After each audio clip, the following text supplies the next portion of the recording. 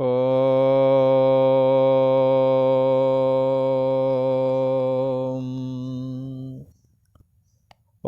गुरु ब्रह्मा गुरु विष्णु गुरुदेव महेश्वरा गुरु साक्षात् परम ब्रह्म तस्मै श्री गुरुवे नमः। योगेश्वर श्री कृष्ण भगवान की जय। ऐं सरस्वत्यै नमः।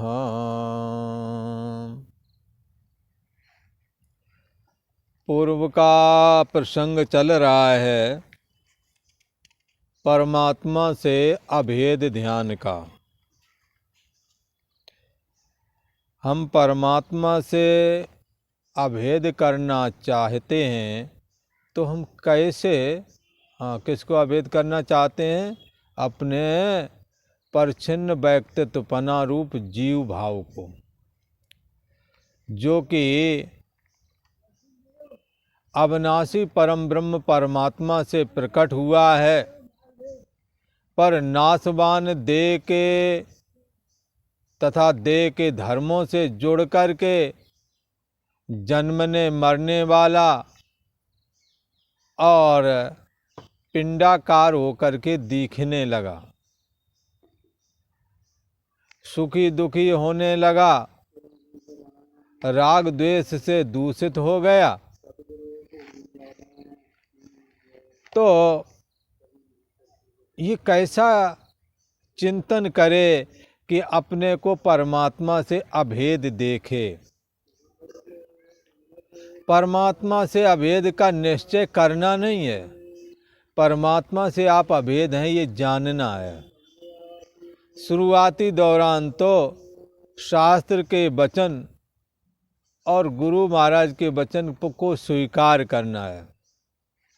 बाद में ये आप देखेंगे जैसा शास्त्र और गुरुओं ने कहा वैसा ही है। आपको प्रत्यक्ष अनुभव में आवेगा। साधक को चाहिए इंद्रियों से अतीत और सूक्ष्म बुद्धि के द्वारा ग्रहण करने योग्य जो अनंत आनंद है, उस अनंत आनंद को जिस अवस्था में यह योगी अनुभव करता है, परमात्मा के स्वरूप से फिर किंचित भी विचलित नहीं होता। ऐसा कहा, किंचित भी चलायमान नहीं होता। और ये परमात्मा की प्राप्ति रूप लाभ एक ऐसा लाभ है कि जिस लाभ परमात्मा की प्राप्ति रूप लाभ को प्राप्त होने के बाद में उससे अधिक दूसरा कुछ भी लाभ नहीं मानता, उससे बड़ा और कोई लाभ नहीं मानता।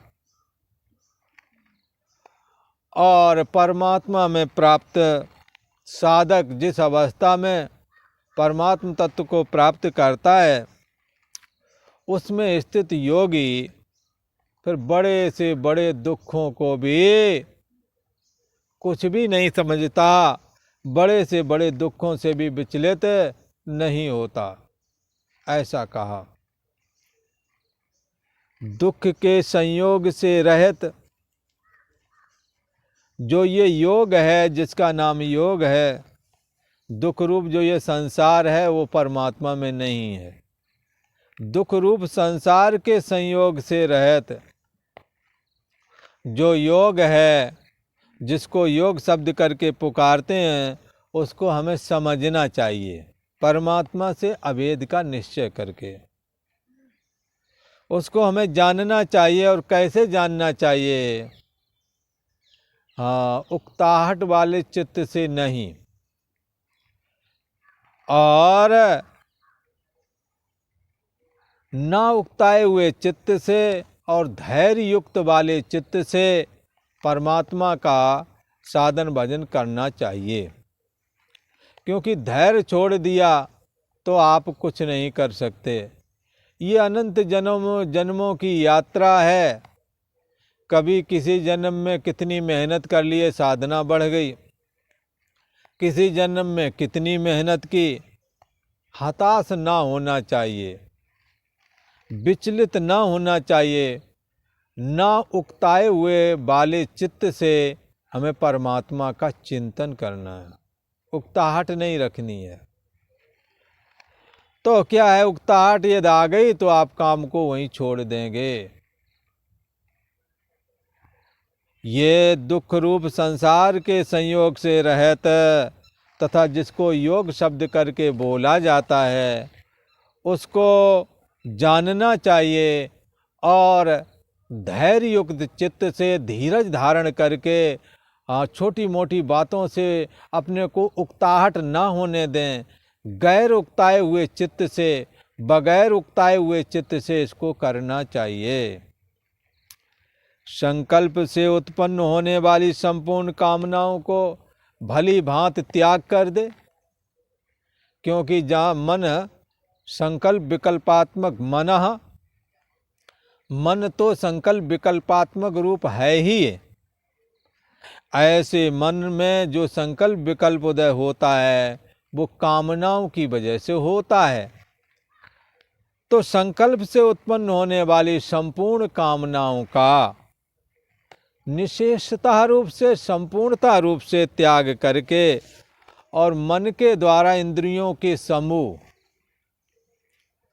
उसको सब ओर से भली भांति रोके, न विषयों में न जाने दे, न मान प्रतिष्ठा में जाने दे, न राग द्वेष में न जाने दे, न लाभ हानि में जाने दे, न दुख सुख से विचलित होने दे।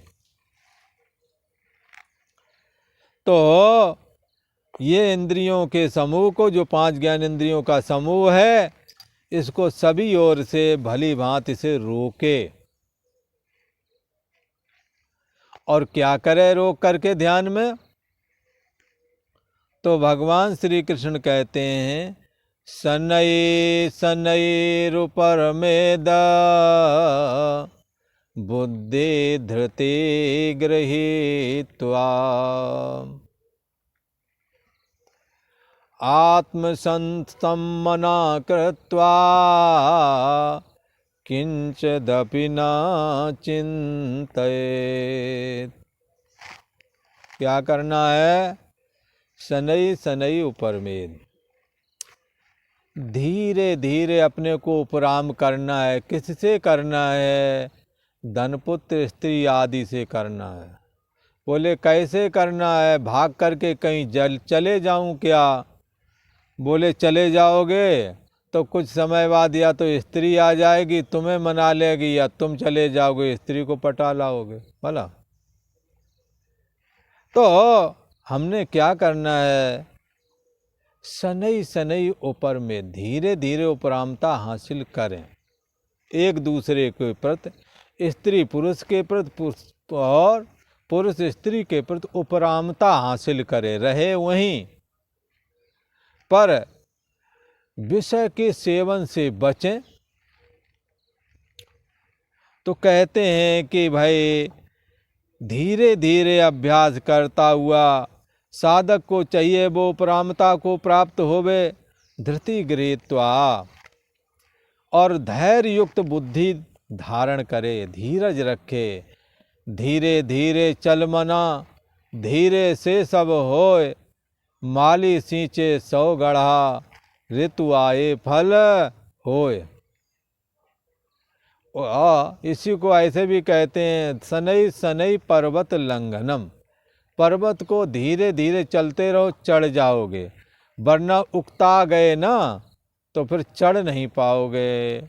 जैसे अपन गिरनार पर्वत पर के दर्शन के लिए गए और वहाँ खड़ा पहाड़ देख के, सीढ़ियाँ तो दिखी नहीं, खड़ा पहाड़ देखा तो बड़ा डर गया, ये कैसे चढ़ूँगा। पर लोग आगे बढ़ते गए, पीछे पीछे बढ़ते गए, धीरे धीरे चढ़ ही गए। तो शनै शनै पर्वत लंघनम, धीरे धीरे जैसे पर्वत पर चढ़ा जा सकता है, ऐसे ही सनहि सनहि उपरमेत, धीरे धीरे मोह माया के जाल से उपरामता को प्राप्त होवें। धन पुत्र स्त्री आदि की आसक्ति से रहित होकर के जीना सीखें और लौकिक दृष्टि से यदि देखें, इस दुनिया में सभी लोग एक दूसरे से स्वार्थ से जुड़े हुए हैं। इसलिए रामायण में ऐसा भी कह दिया है कि सुर नर मुन सबकी यह रीति, स्वार्थ पाए करें सब प्रीति। ये दुनिया बड़ी स्वार्थी है भला। जब तक मतलब है तब तक आपके हमें हाँ मिलाएंगे, नहीं तो हमें हाँ भी नहीं मिलाएंगे।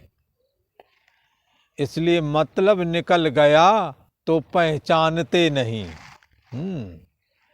धीरे धीरे जगत के पदार्थों से, भोग पदार्थों से, धनपुत्र स्त्री आदि से, देहाभिमान से, बहुत जीने की वासना से, मान अपमान से, भला सुख दुख आदि से, इनसे अपने को उपराम बनावे। भला तो कहा सनई सनई उपरमेद, धीरे धीरे क्रम से अभ्यास करता हुआ उपरामता को प्राप्त होवे। और बुद्धया धृति गृहीतया, और धैर्य युक्त बुद्धि के द्वारा मनः, बुद्धि में धैर्य धारण करना है। ये कई लोग कहते हैं ये तो बड़े अधीर हैं। अधीर का मतलब धीर, धीमा ने बुद्धि, आ मन नहीं, जो जिसके बुद्धि काम ना करता वो अधीर है। तो अधीर हो गए हैं कहते हैं। यहाँ कहते हैं धैर्य युक्त, धीरज धारण करो। ये संसार में भी कोई एकदम हाथ पे आम नहीं जमता, धीरे ही धीरे होता है। ये साधना भी धीरे धीरे होवेगी। और ये जो धनपुत्र स्त्री आदि के साथ जो मोह जोड़ा हुआ है, तो ये भी जल्दी से छूटता नहीं। इसको भी धीरे धीरे करके छोड़ो। भला क्या कही, धीरे धीरे करके छोड़ना पड़ेगा।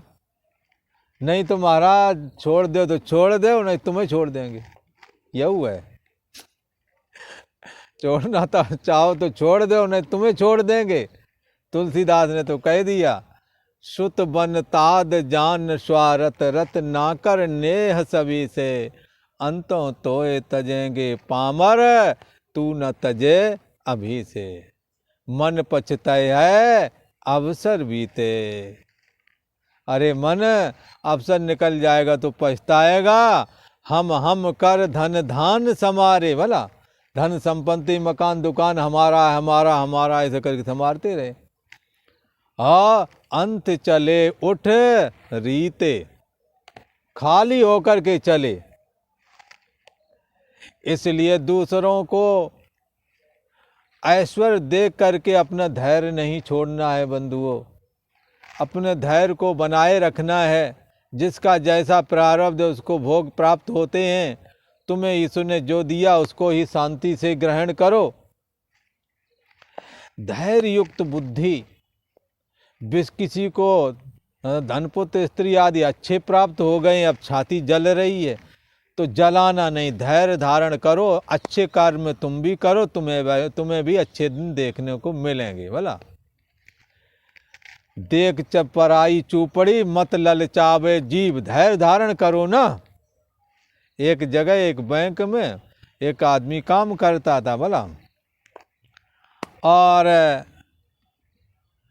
और उससे छोटी पोस्ट पे काम करने वाला था। वो अच्छे कपड़े लत्ते अच्छे सब पहनता था, मोटरसाइकिल खरीद लाए बढ़िया सी, भला स्कूटर खरीद लाए। पर एक उसकी पोस्ट तो अच्छी थी, ना मोटरसाइकिल खरीद पाया और ना कुछ खरीद पाया। अब उसकी पत्नी धर डांटे कि तुम कैसे हो, वो देखो तुम्हारे से कम पाता है फिर भी ऐसे रहता, तुम अपने बच्चों के लिए कुछ करते ही नहीं हो। तो अगले आदमी ने धैर्य धारण किया। जब इसकी ज़्यादा तनख्वाह तो नहीं गुजारा कर पा रहा तो उसकी कम वाला बहुत ऐश मौज कैसे उठा रहा होगा। जरूर किसी की जेब कतर रहा है, बैंक से कहीं घूसखोरी कर रहा होगा। अंत तो गत्वा विजय ईमानदारी की होती है। अंत तो गत्वा जो नहीं ले पा रहे थे बेचारे, उनके बच्चे पढ़ लिख करके समर्थ हो गए, और जो ज़्यादा बैठे थे, बहुत बढ़िया फ़ॉन्ट बढ़िया था, पेन खरीद देना, बढ़िया थे कपड़े लत्ते, गाड़ियाँ खरीद रहे हैं, उनके लड़के पढ़ लिख करके कामयाब नहीं हो पाए। भला अंतर पड़ गया कि नहीं पड़ गया? और वो रिटायर होने के बाद में भी काम करने में लगे पड़े। ये रिटायर के बाद में भी, रिटायर हो गए, छुट्टी हो गई, वो रिटायर होने के बाद में भी काम की ज़रूरत है, उनकी नहीं गुजारा हो रहा है, इनका बगैर काम के गुजारा हो रहा है। अंतर पड़ता है भला भैया, ये अंतर पड़ जाता है। इसलिए धैर्य धारण करो, जल्दी से मन को डिगाना नहीं है। यदि धैर्य धारण करोगे, सच्चाई के रास्ते पर चलोगे, आगे बड़ा सुंदर भविष्य आपका आने वाला है। आप ये तपो में जीवन जी लो, जितना है उतने में गुजारा कर लो। माँ गृद्धा कस्यचित् धनम, किसी के धन को हड़पने की चेष्टा मत करो। इसलिए ईशावास उपनिषद ने कहा, ईशावास्मिदं सर्वम यत्किंच जगत्याम जगत तेन त्यक्तेन भुंजीता माँ गृद्धा कस्यचित् धनम।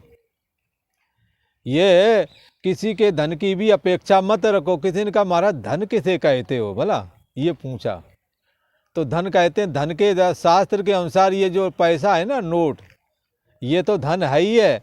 और पुरुष के लिए पुत्र भी धन है भला, स्त्री भी धन है। तो आप किसी के धन की चाहना मत करो भला। कौन से धन की चाहना ना करें? हर किसी का धन जमीन जायदाद मत लेने की चेष्टा करो, किसी का दबाव मत। हिंसा बाट में लोग एक दूसरे के दबाए बैठते हैं, फिर लड़ते झगड़ते हैं। दबाव नहीं कहते भला। माँ गृद्धा कस्यचित् धनम, किसी की जमीन धन, ये जमीन वाला धन मत दबाओ, जमीन मत हड़पो, मकान मत हड़पो, पैसा मत चुराओ भला। किसी की स्त्री की ओर गलत नज़र ना डालो, यही धन है किसी का भला। किसी के लड़के को मत बिगाड़ो, ये भी उसका धन है किसी का भला। इसलिए धन, पुत्र, स्त्री आदि किसी के देख करके अपनी नियत खराब मत करो। माँ गृद्धा कस्यचित् धनम, किसी के भी धन की इच्छा तुम मत करो। तुम्हें तो जितना ईश्वर ने दिया उसी में संतुष्ट रहो भला। एक वो कहते हैं कि देख पराई चूपड़ी, है मत ललचावे जीव। जब धैर्य होवेगा तभी ये कर पाओगे। इसलिए बुद्धि धृति गृहीतया, बुद्धि में धैर्य धारण करो। क्या करें? रूखा सूखा खाए के, जैसा तुम्हारे को मिल गया वैसे ही रूखा सूखा खाए के, ठंडा पानी पी, और देख पराई चूपड़ी मत ललचावे जी। आप तो अपने समदम वाले, इंद्रियों का निग्रह, मन के निग्रह वाले रास्ते पर चलते रहो। दूसरों की मलाई को देख करके अपने जीव को खराब मत करो। तुम्हारे प्रारब्ध में जो है वो तुम्हें मिलेगा। लोगों के विषय भोग पदार्थ देख करके तुम्हारी परमात्मा से दृष्टि हट जाएगी। तुम्हारा मन करेगा कि काश मेरे को भी ये धनपुत्र स्त्री आदि प्राप्त हों। पर गीता कहना चाहती, धृति गृहीत्वया, इनकी चाह मत करो, मन में धैर्य धारण करो भला। बोले कैसे कैसे धैर्य धारण करें महाराज, ये बताओ।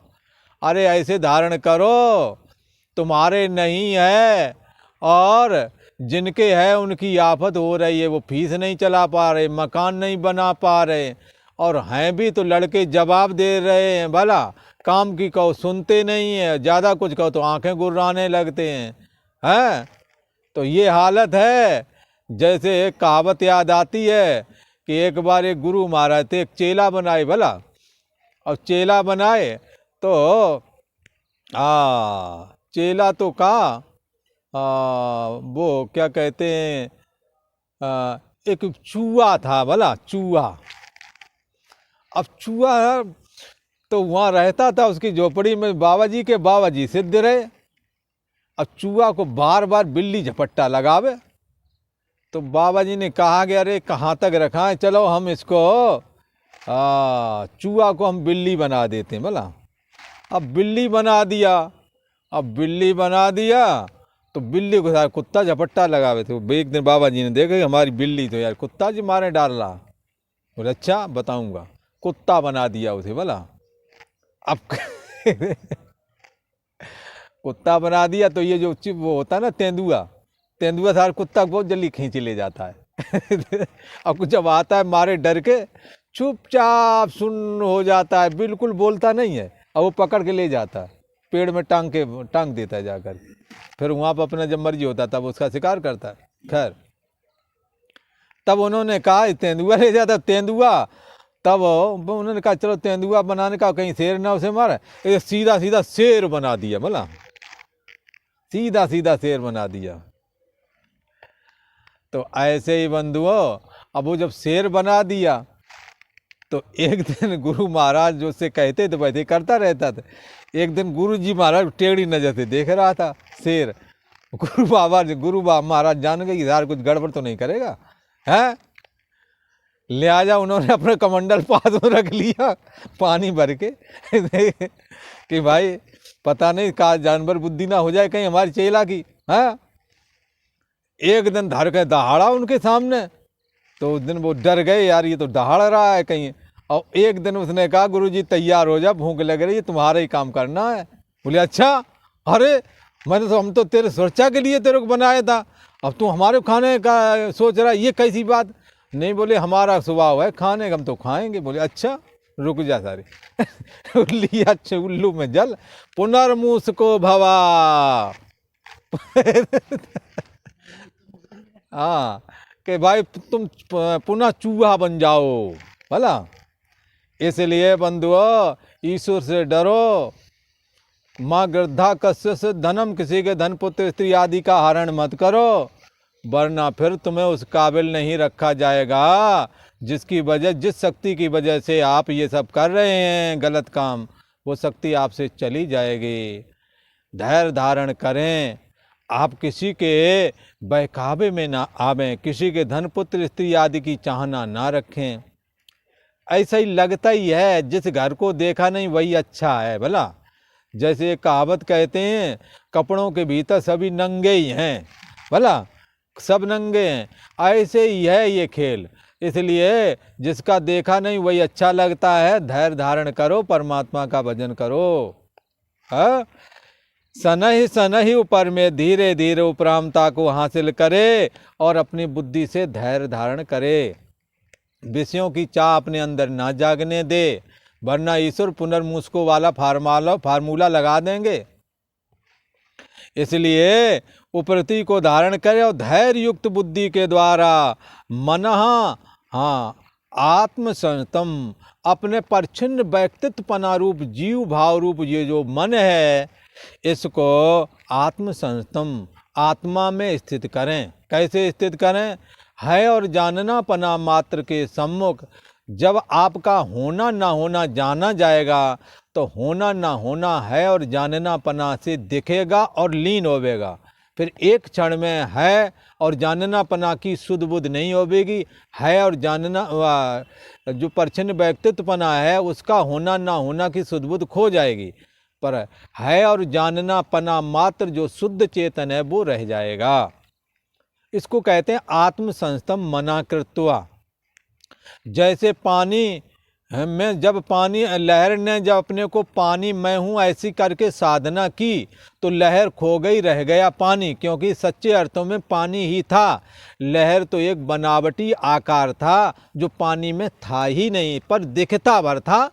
भला पानी में H2O मात्र से अलग होकर लहर क्या अपना कोई स्वतंत्र वजूद रखती है? तो कहेंगे नहीं। ऐसे ही है और जानना पना मात्र करके जो चैतन्य सत्ता हृदय में विद्यमान है उससे अलग हो करके आपका सोने जागने वाला अहम जो अभी सो रहा है तो अपने को चैतन्य महसूस करता है, नहीं जाग रहा, अभी जाग रहा है तो चैतन्य महसूस कर रहे हो, और जब सो जाएगा तो जड़ता महसूस करोगे। इस जड़ता और चैतन्यता को जो चैतन्यता जानती है यही भगवान श्री कृष्ण का अंतर्यामी रूप है, इसी को आत्मा कहते हैं। इसमें आत्म संस्तम मना कृत्वा, अपने मन को परिच्छिन्न व्यक्तित्वपना को इसमें लीन कर दो और है और जानना पना मात्र के अलावा कुछ ना सोचो। आत्मसंस्थम मना कृत्वा, ऐसा करके आप क्या करें, किंचिदपि न चिंतित, फिर कुछ भी न सोचें, है और जननापना मात्र में एकदम स्तब्ध हो जाएं, लीन हो जाएं, उसी में स्थित हो जाएं। इसको कहते हैं आत्म साक्षात्कार। ये भगवान श्री कृष्ण कह रहे हैं। भगवान श्री कृष्ण का अंतर्यामी रूप आपका बुद्धि देश जो है उसका साक्षी है, हमारी बुद्धि देश का साक्षी है। वही सारे जगत के आधार हैं, समस्त अहम उन्हीं से फुरते हैं। इसलिए इनको हमेशा चिंतन करना चाहिए और बार बार साक्षी साधना में अपने को लगाए रखना चाहिए, क्योंकि शुद्ध चेतन में जल्दी से ध्यान लगता नहीं, लग जाता है तो बेड़ा पार ही हो जाता है। भगवान श्री कृष्ण कहते हैं, शनै शनै उपरमेद बुद्ध्या धृति गृहीत्वा आत्मसंस्थम मना कृत्वा न किंचिदप चिंतयेत। क्रम से धीरे धीरे अभ्यास करता हुआ उपरामता को प्राप्त हो जावे साधक, और अपनी धैर्य युक्त बुद्धि के द्वारा मन को आत्मसंस्थम अर्थात परमात्मा में स्थित रहे। बुद्धि देश के पीछे जो आत्मा है उसी का नाम परमात्मा है, उसमें अपने को स्थित करे। परमात्मा में अपने मन को स्थित करके और फिर परमात्मा के अलावा है और जानना पना, ज्ञान मात्र के अलावा, उस परमात्मा के अलावा किंचित मात्र भी कुछ भी ना चिंतन करे और बैठ जाए। ये स्थिति है आत्मसंस्थम मना कृत्वा, आत्मा में स्थित मन की। और आज इतना ही। ओम शांति शांति शांति।